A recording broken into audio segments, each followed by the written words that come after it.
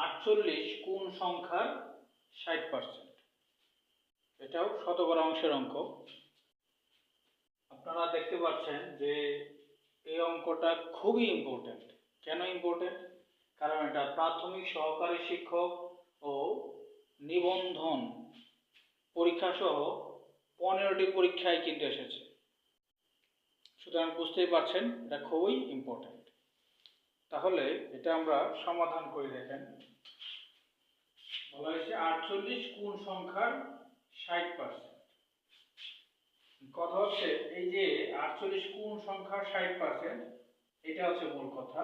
কোন সংখ্যা, এই সংখ্যাটা আপনি কি ধরবেন, এই সংখ্যাটাই হচ্ছে এখানে মূল জিনিস। এই সংখ্যাটা আপনি কি ধরবেন? এই সংখ্যাটাকে আপনি x ধরতে পারেন, y ধরতে পারেন, z ধরতে পারেন, ক ধরতে পারেন, যার ইচ্ছে ধরতে পারেন। আমি x ধরলাম। তাহলে x এর 60% সমান সমান হচ্ছে 48। কোন সংখ্যার 60%?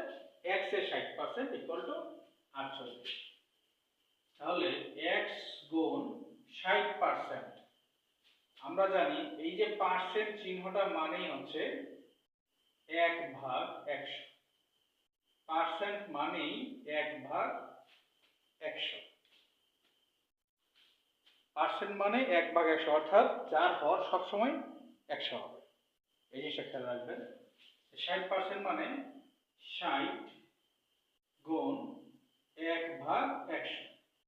আমরা যদি একসাথে লিখি তাহলে 60/100 লিখতে পারি। সমান সমান হচ্ছে 48, বা x গুণ 60, যদি আমরা আর গুণ করি তাহলে এটা নিচে মোটামুটি 1 আছে, তাহলে 1 দ্বারা উপরটা গুণ করলে এটাই হবে।